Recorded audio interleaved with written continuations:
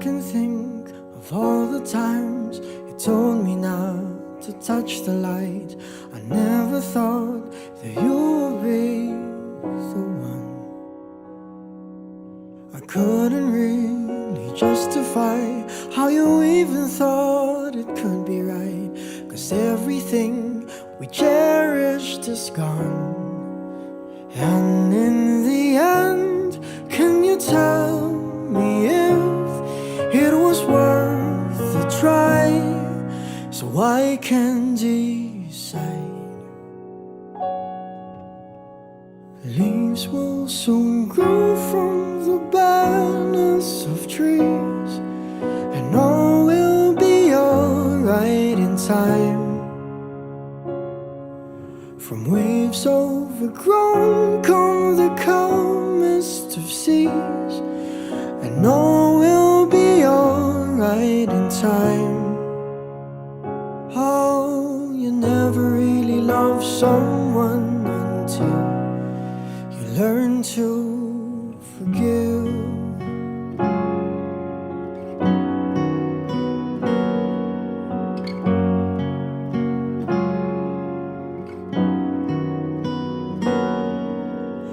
Try as hard as I might to flee the shadows of the night. It haunts me and it makes me feel blue. But how can I try to hide when every breath and every hour I still end up thinking of you? And in the end, everything we have makes it worth the fight. So I will hold on for as long as the leaves will soon grow from the barrenness of trees, and all will be alright in time. From waves overgrown come the calmest of seas, and all will be alright in time. Oh, you never really love someone until you learn to forgive. I never thought that I would see the day that I decide if I should leave or stay. But in the end, what makes it worth the fight? That no matter what happens, we try to make it right.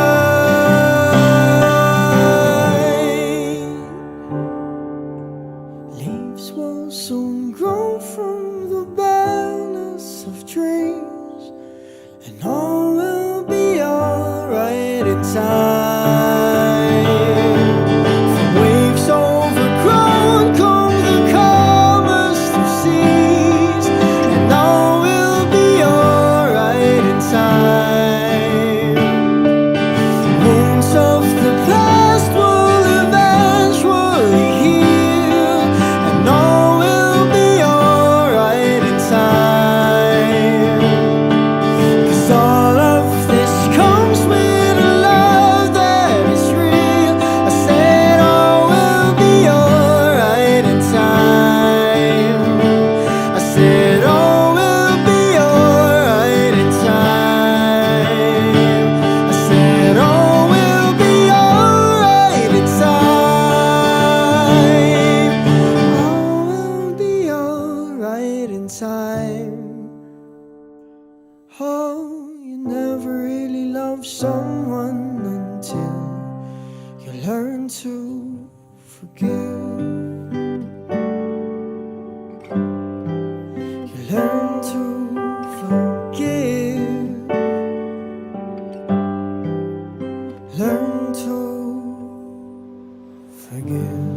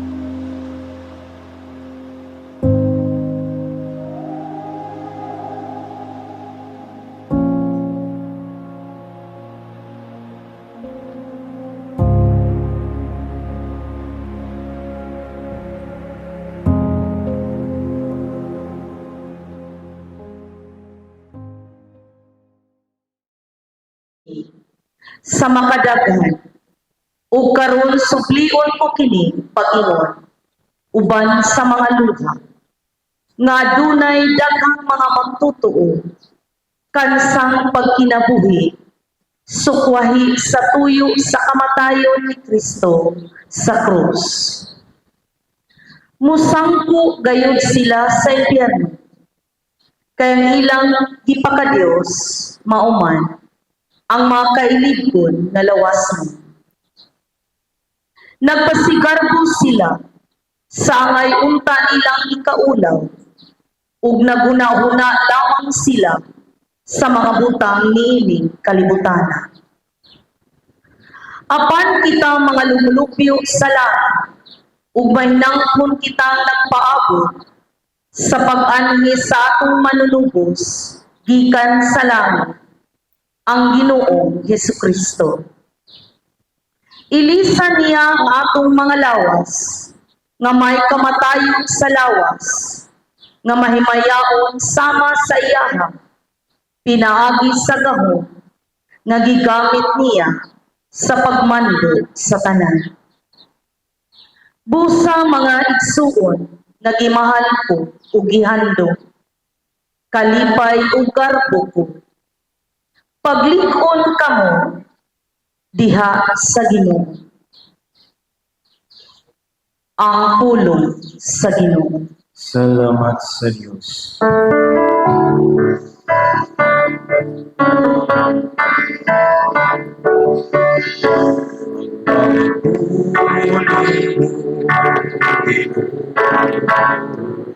Manigunod ka sa aming kami sa patuman sa iyong pagkakasuhan.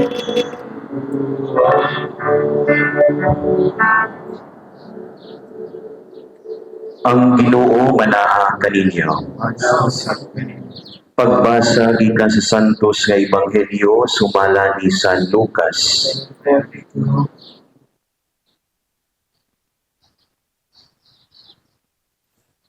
Mga usa ka semana human siya magsulti ning ining mga butanga. Gidala ni Jesus si Pedro, si Juan ug si Santiago ug nanunga sila sa usa ka bungtod aron mag-ampo. Samtang nag-ampo siya, nausab ang iyang panagway ug migilak ang iyang sapot sa kaputi. Ug sa kalit mitungha ang duha ka tawo ug nakigsulti kaniya. Sila mao si Moises ug si Elias nga mipakita uban sa langitnong himaya ug nagigsulti kang Jesus mahitungod sa iyang kamatayon didto sa Jerusalem. Nahikatulog pag-ayo si Pedro ug ang iyang mga kauban apan nahigmata sila ug nakakita sa himaya ni Jesus ug sa duha ka tawo nga nagbarug tupad kaniya. Sa diha nga ang duha ka tawo mobiya na kang Jesus, niingon si Pedro kaniya, "Magtutudlo, maayo gayud nga ania kita dinhi. Magbuhat kami og tulo ka payag, usa alang kanimo, usa alang kang Moises ug usa alang kang Elias." Sa tinuoray, wala siya makasabot sa iyang ipanulti. Samtang nagsulti pa siya, mitungha ang usa ka panganod ug milandong kanila ug nangahadlok ang mga tinud-an sa diha nga ang panganod mipatungod kanila. Unya may tingog gikan sa panganod nga miingon, "Kini mao ang akong anak, ang akong gipili. Pamatian ninyo siya." Sa pagkahanaw na sa tingog, sa Jesus na lamang ang nahabilin. Wala magsaba ang mga tinud-an mahitungod niining tanan o niadtong higayuna, walay usa ka butang sa ilang nakita nga gisugilo nila kang bisan kinsa.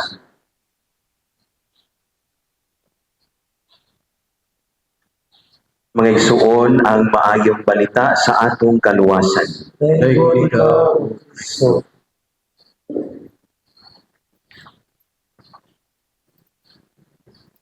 Mayong hapon kanatong tanan o sa makausap pa uban sa tuang patrikura buot kong itunol ang among pahasubo diha kaninyong tanan ilabi na ngadto sa pamilya ni Filieda among kinasingkasing nga pahasubo.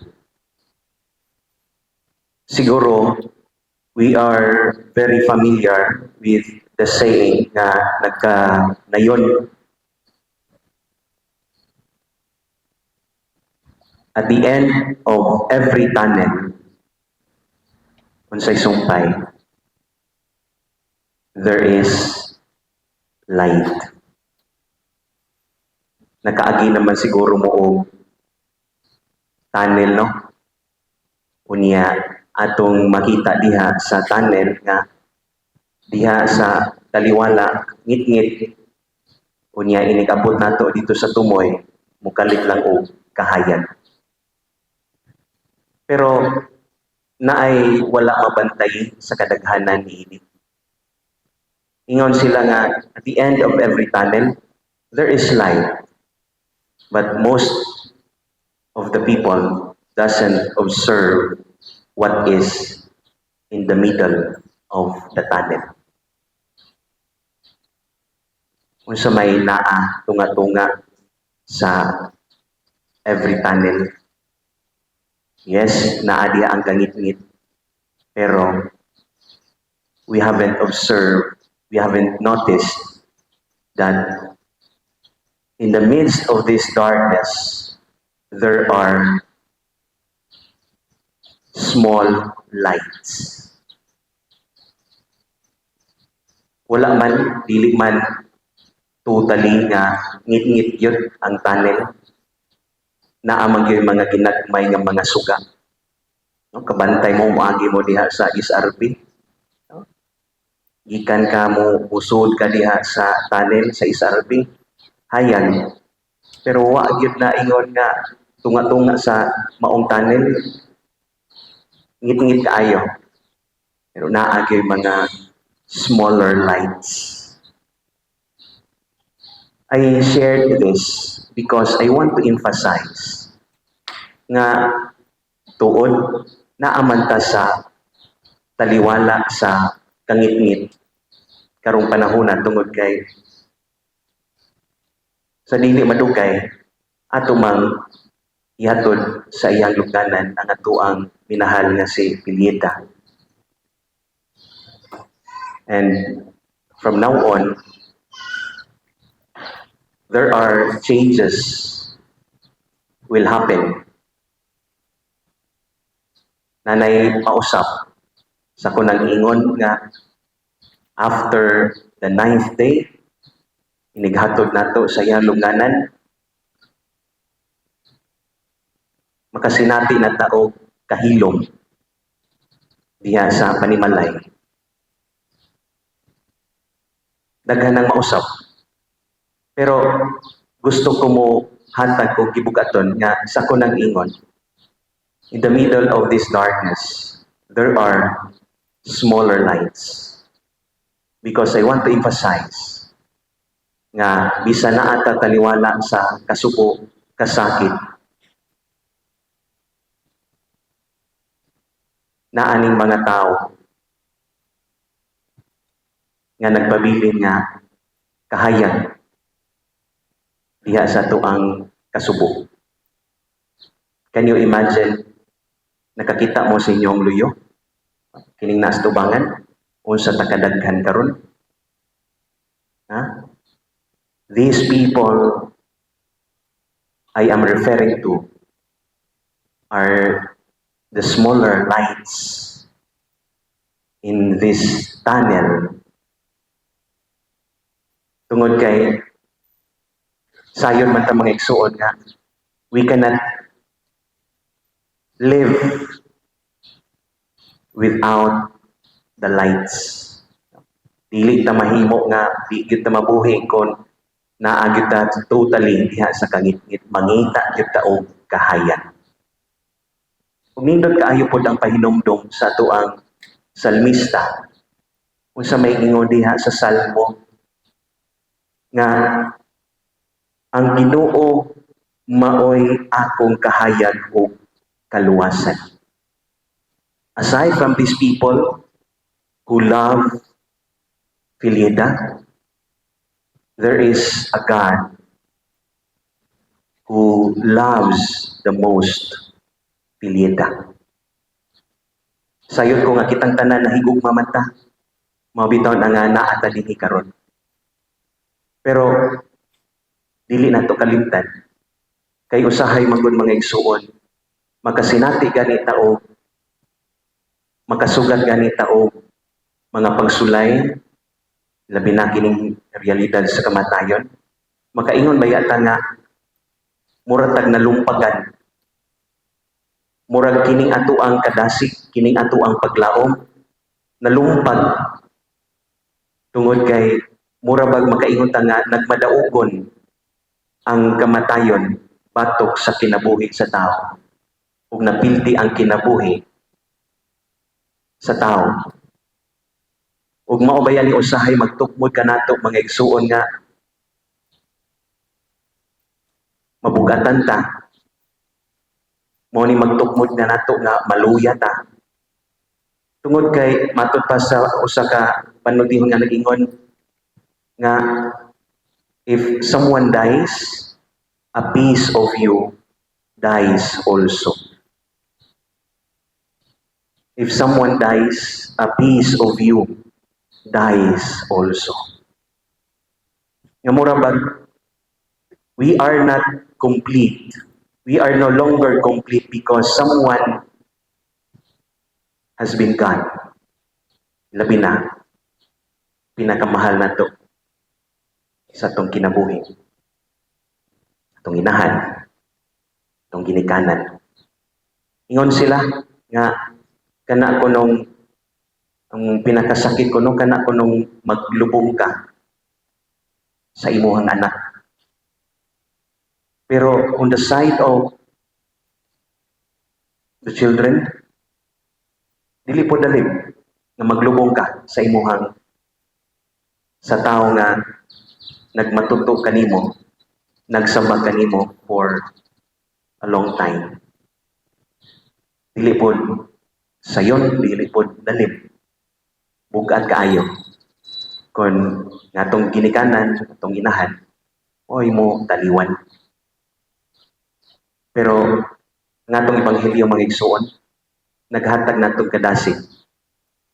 Nagdapit ka nato nga unsay nahitabo sa ato ang Ginoong Hesukristo dito sa bungtod sa Tabor. Nasinati sa atong Ginoong Hesukristo ang tumang kahayag nga ang iyang pagkausap sa iyang panagway usa ka tipik, usa ka paglantaw kung unsay iyang ugma ug unsay moabot later on. Kay pipila ka mga tinun-an sa ato ang Ginoong Hesukristo wa man mo tuo, wa man mo salig kay para nila ang giila nila nga hari nga si Jesus. Dili sila gusto nga sakiton, dili sila gusto nga biay-biayon, dili sila gusto nga patyon. Moto nga niingon ang Ginoong Hesukristo nga iyang giingnan si Pedro nga pahawa sa Satanas kay kanang imong hunahuna sa tao, dili hunahuna sa Dios. Moto nga after a week mitunga sila aron pag ipamata ni Jesus ngadto sa iyang mga tinun-an unsay mahitabo kung makasinati si Jesus sa maong kasakit, sa maong pagbaybiay sa daghang mga tao. Gipakita niya a glimpse of His glorification. Nga mao ni ang akong masinati nga himaya. Unya, nindot kaayo nga ato ning pamaladungan tungod kay dagang panahon sa atong kinabuhi nga susama ta ni Pedro.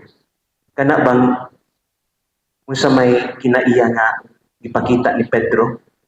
Ingon siya nga pagkakita niya sa kahayag, Lord, nindot man di ay diri.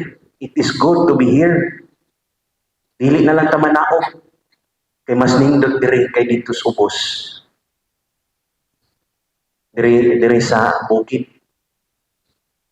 Hayag. Dito sa ubos. Gubot. Ngit-ngit.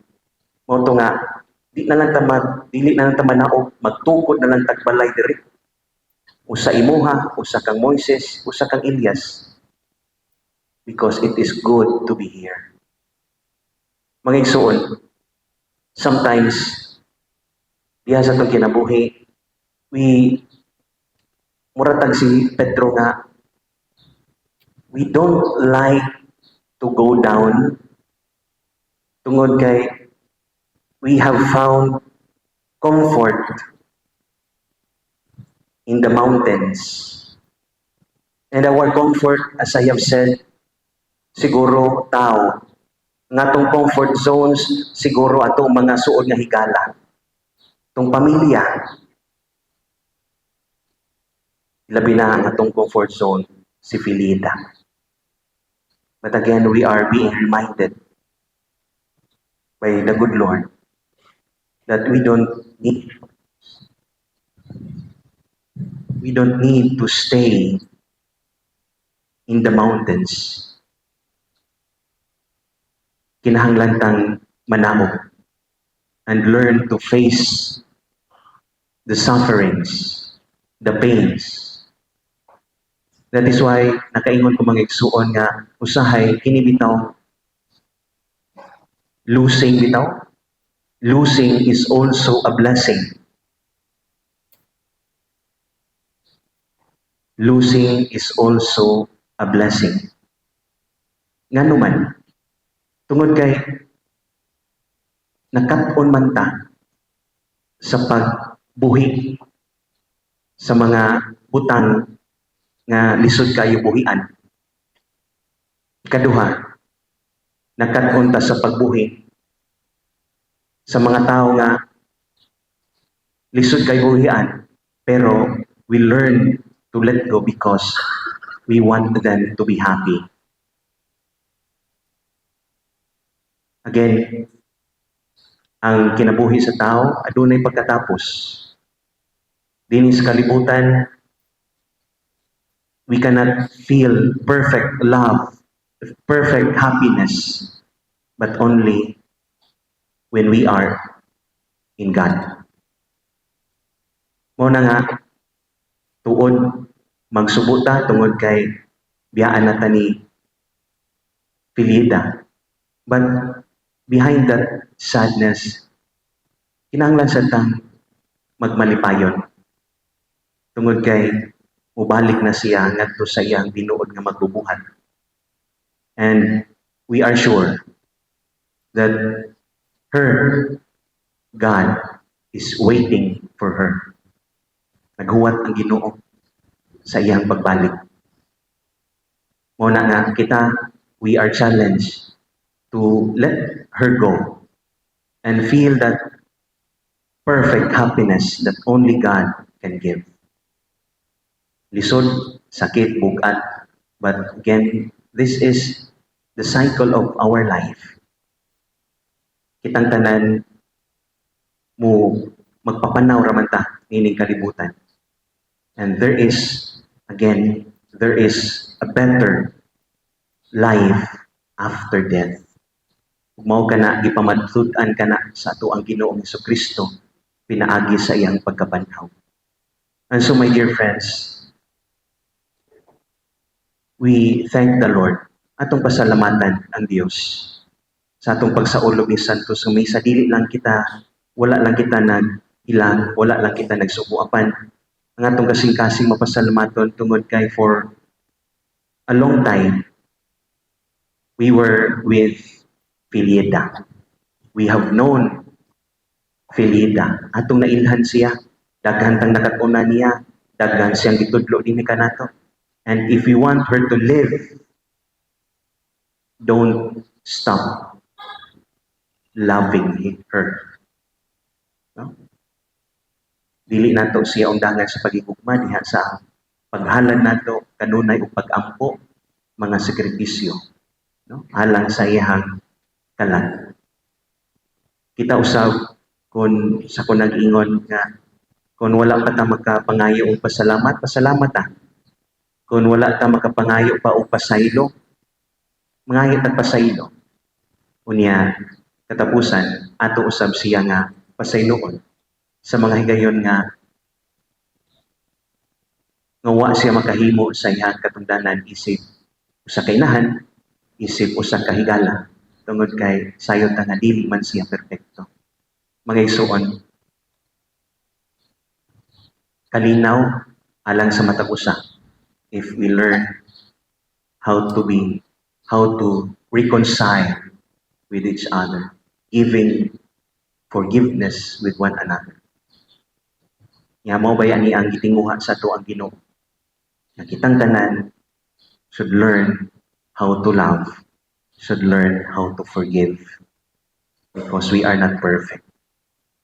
Mao na nga atong pangayoon ning Santos nga Misa nga unta pinaagi ning ato ang pagsakripisyo maangkon unta ni Filieta ang kaluwasan nga kanunay niya ipangandoy.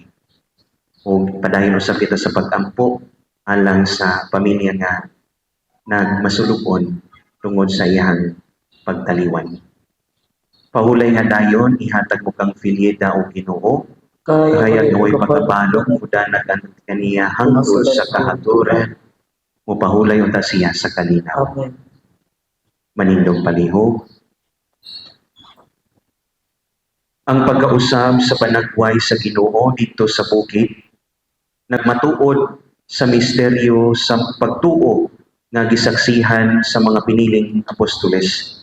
Mag-ampo kita nga pamation nato ang tingog sa pinalanggang anak sa Dios diha sa ato ang pag-ingon. Ginoo, dungga ang among mga pag-ampo. Ginoo, dungga ang among mga pag-ampo. Sa iyang himaya, mag-ampo kita sa Ginoo. Ginoo, dungga ang among mga pagampo. Nga ang paghuong baygon ni Kristo, madasig ka nato sa pagbangon gikan sa kahadlok, sa kahingawa, ug sa walay paglaom, ug magbag-o ka nga kanato ngadto sa pagkakatawhan nga maisugon, malaumon, ug mahigugmaon, mag-ampo kita sa Ginoo. Ginoo, dungga ang among mga pagampo. Nga taliwala sa kagulanan, sa kasakitan, ug sa mga kahasol sa kinabuhi. Magpaabot kita nga mapailubon ug malaumon alang sa atong hingpit na kapadayganan isip mga anak sa Dios diha kang Kristo. Mag-ampo kita sa Ginoo. Ginoo, dungga ang among mga pagampo. Kaya mo untang isipon nga takos o mapuslanon, alang kanamo nga ang halangdong Teofilo kamumot, mabayaw na ngadto sa altar sa mga santos. Mag-ampo kita sa Ginoo. Ginoo, dungga ang among mga pagampo. Nga ang atong ubos nga ug may kamatayon nga lawas suluban usa ka adlaw ni ana sa pagkawalay kamatayon pinaagi kang Kristong kadaugan batok sa kamatayon. Mag-ampo kita sa Ginoo. Ginoo, dungga ang among mga pagampo. Ginoong unta sa among hunahuna o kasing-kasing ngadto sa mga langitnong kamatuoran. Sa ingon usa ka adlaw ni ana kami muambit sa iyang himaya didto sa imong gingharian hangtod sa kahangturan. Amen. Maglingkod palihog isulod nato ang awit sa paghalad sa mga gasa. Kay gipasidan-an niya ang mga tinun-an mahitungod sa iyang kamatayon ug didto sa bukid nga Santos iyang ipadayag kanila ang iyang himaya aron sinaksihan sa balaod o sa mga propeta. Tudluan niya sila nga mudangat lamang ang himaya sa pagkabanhaw pinaagi sa iyang pagpasakit. Busa uban sa mga anghel sa langit, Nagasangyaw kami sa imong himaya, duyo sa ilang walay huno nga pag-ingon.